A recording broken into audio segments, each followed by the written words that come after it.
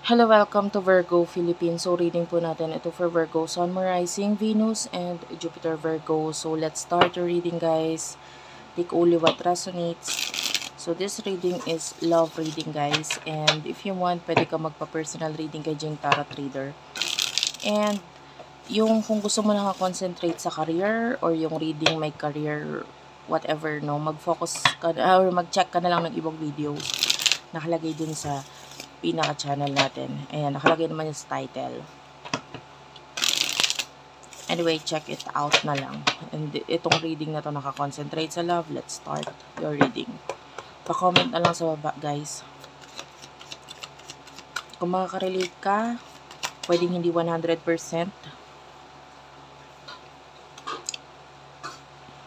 Page of Blades. Yan, Page of Blades. And at the bottom of the deck is the La Morte. Nine of Blades. Okay. I'm seeing a very stable relationship para sa iba. Maybe you are already married, you are in a stable commitment, alam mo yon. Ngayon, yung isa sa inyo is acting like the Page of Blades. Or maybe both of you. Ano ba yung Page of Blades? Yung Page of Blades is someone na hindi masyadong nag-iisip regarding sa kung ano yung sasabihin niya. Hindi masyadong pinapansin yung action niya. You know what I mean? And this is someone, the page is a very immature person. Ngayon, that could be you. Alam mo yun eh. That could be you or your person. Pwede rin namang ikaw, pero may mga times na pagka kakasagutan na kayo or what, nagiging immature ka na rin eh. In a way, gusto mo na rin na ikaw yung tama. Ikaw lagi yung intindihin or what. Ngayon, eto hindi to maganda. Kasi this could lead into an ending. Okay, alam mo yan eh, kung ikaw ay nasa isang relasyon, medyo pareho kayo na hindi na kayo magkaintindihan, gusto mo ikaw lagi tama, ikaw ang intindihin, yung person mo naman ganun din, or isa sa inyo, hindi ko masabi, but one of you. Pero dahil energy mo itong kinuha natin, this could be you. Okay, pero sabi ko nga, bahala ka na kung makaka-relate ka dito sa part na ito, or ikaw dito sa kabila. But whoever this being immature, kasi pwedeng pareho nga kayo eh. Ito yung nagiging dahilan kung bakit kahit matibay yung relasyon or connection ninyo with the La Morte, nagkakaroon pa rin ng chance na magkaroon ng separation dahil nagkakaroon ng problema with the Nine of Blades. Now, with the Four of Coins, Taurus, Virgo, Capricorn energy, someone here is thinking about money, thinking about saving money, material things, and ngayon, ito kasing satisfaction sa relationship ninyo. I am seeing a relationship here, guys. Yung satisfaction or yung pagiging sagana sa relasyon ninyo, pagiging masaya sa relasyon ninyo ay kapag maganda ang takbo ng pera, pagka maganda yung pag may ipon, sabihin na natin ganun. Pag nagkakaroon ng communication about the Queen of Coins regarding money, and kung maganda ang flow ng money. So, sa nakikita natin dito, it is a relationship na nagiging apektado dahil sa usaping financial. No, merong mga bagay na hinahanap, may mga bagay na hindi maibigay, may mga bagay na parang hinaharapan ng rason, hinahanapan ng dahilan. And for example, yung isa sa inyo pag nagiging immature, nag-iisip siya ng dahilan kung bakit ginagawa niya yon or kung bakit hindi niya magawa yung isang bagay na hinahanap mo sa kanya or etc. You know what I mean? So ngayon, ang tendency, nagkakaroon ng problema. Okay? So I feel like yung relasyon ninyo nagiging stable siya kapag stable ang finances or ang career ninyo. Okay? So, sino ba itong person na kakonect mo?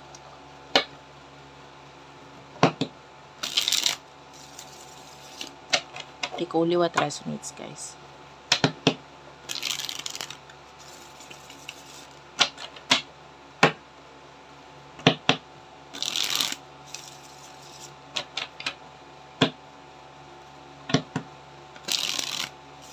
For the sign of Virgo, Sun, Moon, Rising, Venus, Jupiter, Virgo. Five of Wands, Knight of Coins.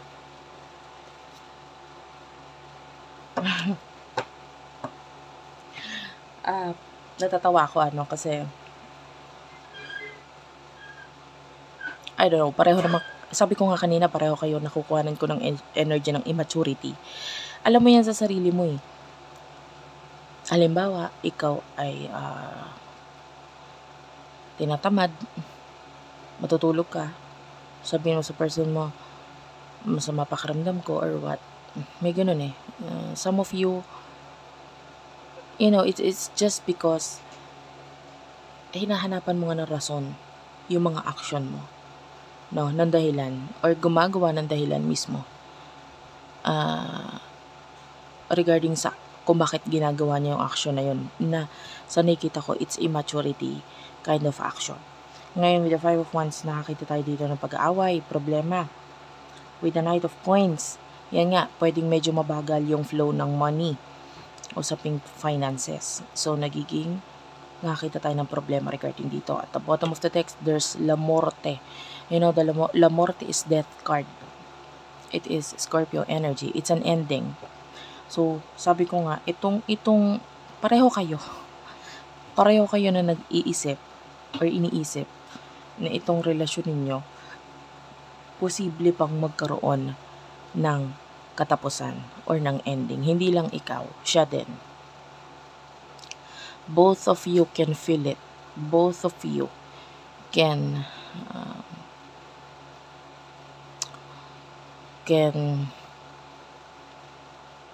I don't know, I can see the word rebellion. So may pagre-rebelte na ginagawa sa bawat isa. Okay? Over the Page of Coins, ayan. Remember what I've told you about the pages. Yung page is, sa tarot deck, it's the youngest card. Ngayon, yung page, page, 3 beses nagpakita yung page sa atin. So, it is showing to me as immaturity ng parehong partido. Okay, wala akong kinakampihan dito. So, nakikita natin pareho kayong may problema. Okay? And ngayon, sa halip na pag-usapan, nauuna yung galit, nauuna yung pag-aaway, nauuna yung hahanapan mo siya ng mga ginagawa niya or vice versa. Pwedeng siya din naman ganun. Now, ano ba yung situation sa inyong dalawa?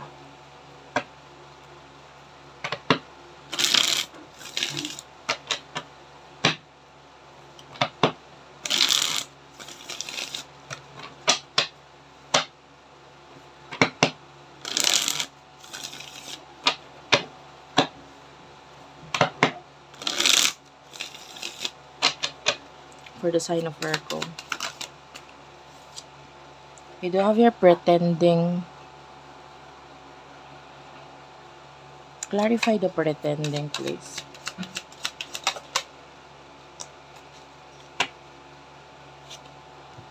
You do have your children.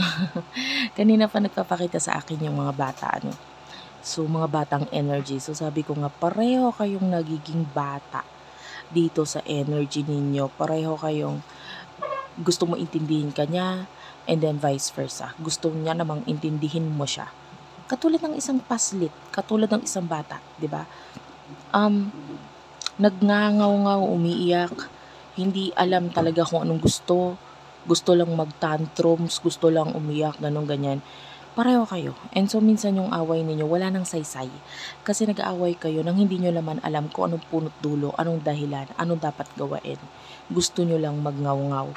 So, nakikita natin dito yung you do have your pretending. So, like what I've told you, meron kayong mga pagkukunwari na ginawa. Kunwari, masama pakiramdam. Kunwari, masakit ang ulo. Kunwari, busy. But definitely, ayaw nyo lang harapin kung ano yung realidad. Ayaw nyo lang gawain yung mga dapat unang gawain. And you do have here 2 more cards. Desire is here and racing. Some of you, hindi na ganun ka-healthy ang sexual relationship. Minsan may mga times na iniiwasan, umiiwas. Lust is here. So, I don't know, I can still see na pareho naman kayong attracted sexually sa isa't isa. Pero may mga times na um, it could be because of children, kung may anak kayo. Ayan, maybe isa yun yung sa rason kung bakit hindi sa katuparan yung, normal yun sa mga magkakasama, mag-live-in, mag-asawa, normal naman yan, yung may sexual intercourse. Ngayon, sa part mo, or sa part ninyong dalawa, nakikita natin na pwedeng may mga naging rason, nandun yung pagkagusto pa rin, pero hindi na ganun kadalas. Hindi katulad noon. You do have your recalling. And the love,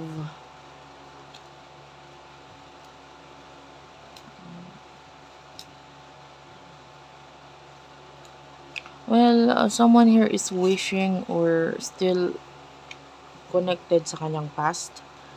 Pero hindi tayo masyado magko-concentrate dun sa past na yon. But I see one of you na parang hinihiling pa rin na sana sa future bumalik itong past ko, or maybe in the future magkaroon ng spiritual awakening. Yan. Hindi lahat hindi lahat. Some of you gusto ng agreement or naghahabol pa rin regarding the past, or still in love with the past. You know what I mean? And yun nga, pwedeng wishing na sana magkaroon ng future na bumalik itong si past, dahil maybe may pagka-cut off or separation, or walang komunikasyon with the past person. Okay? So, hindi lahat. Itong part na ito, wag mong kunin kung hindi ka nakaka-relate. Kung wala kang kakonect na past, kung wala siyang kakonect na past, wag mo tong kunin. Okay? Kunin mo lang itong pinaka-reading. Ito additional message lang. Okay, let's move on. What is the future for the both of you?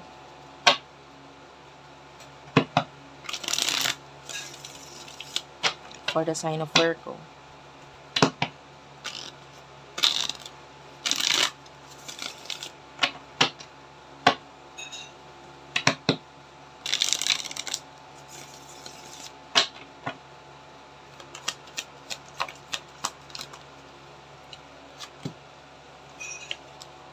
Il Mato is here. La Luna, 3 of Cups.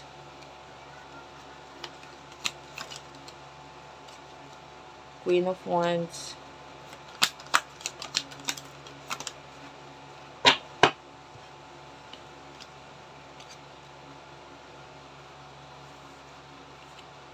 Three of Wands, King of Wands, and the Knight of Blades.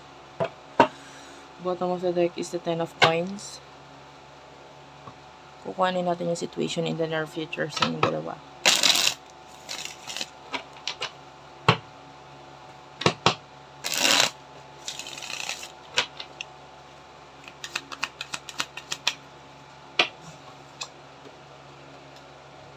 Wish.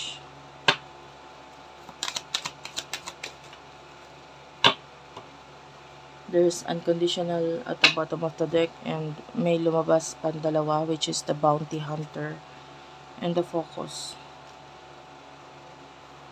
Okay. Actually, this is not what I am expecting Hindi ito yung in-expect ko. But I will read this according sa kung ano yung lumabas muna. Ngayon, yung iba, hindi makaka-relate dito kasi supposed to be, ang reading ay nakakonsentrate sa inyo. Pero honestly, ang nakita ko dito is the past connection. Okay, so para doon sa may mga kakonect na past, mamaya ko kunin yung message sa walang kakonect sa past ha. Doon muna tayo sa may kakonect sa past. Okay, I'm seeing that in the future, there's this energy na wanting or gusto pa rin na magkaroon ng reconciliation with regards sa past, which is pwedeng nakikitaan or nararamdaman mo ng feeling na soulmate with the La Luna, or pwedeng lumalabas pa ito sa panaginip mo, and pwedeng sa isip-isip mo, this is maybe the person for me. Okay? Now, The person in the past is showing as the Queen of Wands. Ngayon itong si Queen of Wands, also miss you. Namimiss ka rin itong person na to with the Three of Wands. And the King of Wands, I feel like, alam niya kung ano yung connection ninyong dalawa and kung ano yung meron sa inyo. Like, if you feel like soulmate kayo ng taong to. And with the Knight of Plates, I feel like this person feels the same way too. Gusto niya ring mag-take ng action. There's unconditional love sa person na ito. Ngayon, bakit hindi nagkakaroon ng action? It is because there's this negotiator. Ayaw niyang maghabol or ayaw niyang magmukhang kawawa or ayaw niyang mamilit or ayaw niyang magmakaawa. Parang ganun. This person is ready na mag-take ng chance or sumugod or gumawa ng action kung pwede na. Kasi like what I've told you, pwedeng iba sa inyo, in a relationship ka dito. Okay? So, etong si past person, you are both waiting and hoping for each other. Okay? Kaya lang yung person na ito, ayaw nga lang niya ng may diferensya or may problema pa. Okay? So, anyway, let's move on. But anyway, para dun sa may mga connect na past, I can see money for you. You're going to build something here with the El Imperatore. Meron kang ibubuin. Like, maybe your own empire. Yung El Imperatore is someone who has his own empire. Or, so, itong empire na ito could be a business, could be something, could be, this is someone who is self-employed or maybe my business. This is showing us a lot of money with the 10 of coins. So, may pera dito. Okay? And 3 of coins is growth pagdating sa money. Especially with the King of Cups, you really do like what you are doing. Gusto mo yung ginagawa mo. Pwedeng nawala ito saglit. Or, yeah, some of you pwedeng nawala saglit. But then, I can see it na resurfacing or bumabalik. So, I can see a lot of money doon sa bagay na yan. Now, let's move on naman doon sa mga walang kakonect. No? Kasi sabi ko nga dalawa yung energy nakuha ko. Para doon sa mga walang kakonect, what is the near future for you? Walang kakonect, kundi ito lang na person na ito, ano? You do have the 4 of Blades, 6 of Coins, King of Cups, King of Cups, 3 of Coins, 10 of Cups, Queen of Blades, Page of Blades,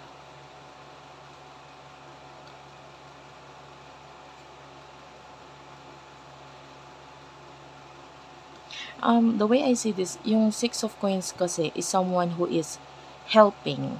And itong energy na ito, actually more like advice din ito eh. Kung ano yung mga nawala, kung ano yung mga nangyari, kung ano yung mga ginawa in the past, kalimutan na yon, tapos na yon. 4 of Blades, kung makikita mo, there's like, anong tawag dito? Lapida. Lapida ba yun? Yun sa may patay. So anyway, there's this lapida dito sa picture. So what does it mean? It means something na nag-end na ilibing na, no?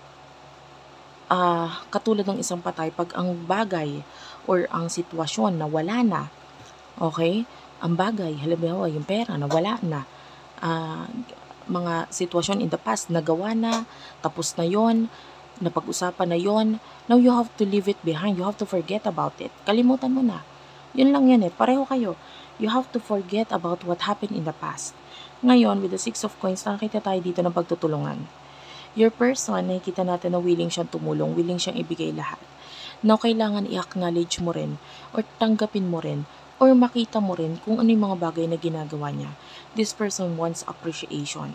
Sa pagmamahal, no doubt, this person loves you with the King of Cups. Mahal ka niya. Kasi hindi naman niya bibigay lahat ng to or gagawin lahat ng to kung hindi ka niya mahal. Hindi mo nga lang nakikita yung mga bagay na ibinibigay niya dahil masyado ka nagfo-focus sa kung ano yung ibibigay niya pa, kung ano yung ipapakita niya pa. So, dahil sa wala ka nakikita or maliit lang yung nakikita mo, think about the past ng mga ibinigay niya. Think about the past ng mga ginawa niya para sa'yo, ginawa niya para sa inyo. Kasi kailangan i-appreciate mo rin yun. Kailangan makita mo rin yun. Okay? You are too focused sa kung ano yung ibibigay ng person na ito at hindi mo na napapansin kung ano yung mga minsan na naibigay niya na sa'yo. Okay?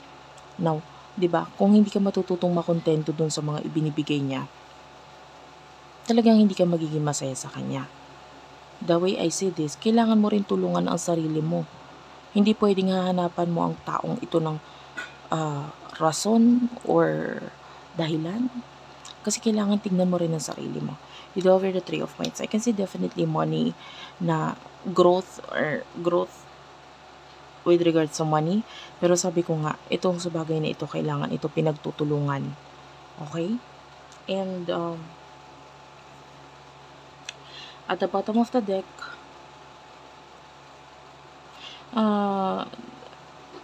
the way I see this, ito talagang itong mga power number yung mga pinapakita sa atin, ay mga balance number. You do have here the 3 of coins. 3 of coins. Ayan. Pero it is followed by the 3 of cups. Okay? Merong 3 of cups. Tapos nasa gitna is the moon. Kung makikita mo ang moon dito, ang buwan dito ay bilog, which is, it is whole, buo. Ngayon, 3 plus 3 is equal 6. Balance card yan. So, ibig sabihin nun, kailangan balanse kayo. You have to also give. Hindi lang pwedeng receive ng receive. In the future, kasi may growth talaga sa inyo. Pero kailangan pareho kayong magpupuno ng mga kakulangan ng bawat isa. At kailangan nyo rin namang gampanan yung mga responsibilidad nyo at kung ano yung mga kaya nyo pang ibigay pagdating sa connection na ito. Okay? Huwag mong tignan yung sarili mo, tapos ikukumpara mo yung mga ibinibigay niya, ginagawa niya, or hindi niya magawa, etc. Kailangan parehong may contribution, may partnership. And then, yun din, meron tayong 6 of coins dito, which is like what I've told you, number 6 is a very balanced number. Tapos dumating din, or nagpakita din dito, si 6 of blades. Another angel number, which is, nagpapakita yan ng balance energy. Okay? Justicia is here. Kung makikita mo, there's this woman holding a, hindi ko alam kung anong tawag dito, pero it's like some kind na panimbang, alam mo yon, weighing scale, no? Kung hindi ako nagkakamali, ito yon, yung weighing scale nung araw, ganyan ang style niya, no? So kung makikita mo, balance siya. So this is showing to me as a balance card. Justicia, this is Libra energy. At ang sign ng Libra, ganyan din. You have to balance each other. Pantay lang. Okay? And you do have your King of Coins dahil nakikita, lalo na kung pareho naman, kung stable naman ang buhay ninyo, kung okay naman. There are problems, dumadating talaga yon, pero wag niyong hayaan na itong problema na maliit na problema, mapamalaki, mapaliit na problema, or ang malala, maliit na problema, palalakihin. Wag mong hayaan na itong problema na ito ang magtatapos sa kung ano yung minsan na binuo ninyo. You do have the Page of Wands, Queen of Blades. Ngayon, may mga times na kailangan iwasan. Ano ang iiwasan? Pakikipag-communicate. Hindi sa lahat ng oras or bagay, healthy yung pag-uusap. May mga times na kailangan mag-iwasan din. May mga times na kailangan, galit ka ngayon, mainit ang ulo mo, huwag mo munang kausapin. Kasi hindi sa lahat ng oras nakakatulong yung pag-uusap. Lalo na kung wala ka pa sa tamang emosyon para gawin yon. Pag sobrang galit ka or may iniisip ka or stress ka, huwag ka na munang makipag-usap. Kasi sabi ko nga, yung maliit na problema, yung maliit na butas, lumalaki. Okay? Yun yung pinakikita nating advice dito.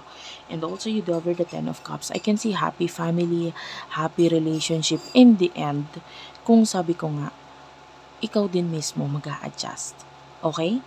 And 6 of Cups, ayan, kung makikita mo, dalawang card ng happy family yan, You have to help yourself. Tapos yung person mo, kung may kakulangan siya, tulungan mo din. Okay? Tulungan, hindi turuan or pilitin. Hayaan mo siya ang magkusa. Okay? Yung sa'yo, ikaw lang yung maging guide. Okay? Sa kung ano yung gusto mong gawin niya. Okay, so that's it for now. Actually, the message is so beautiful. Sobrang na-appreciate ko yung message. I don't know kung na-appreciate mo din. Sana na-appreciate mo by hitting the like button and ang pag-comment sa baba. Pag-heart. Maraming salamat. I love you all and bye-bye.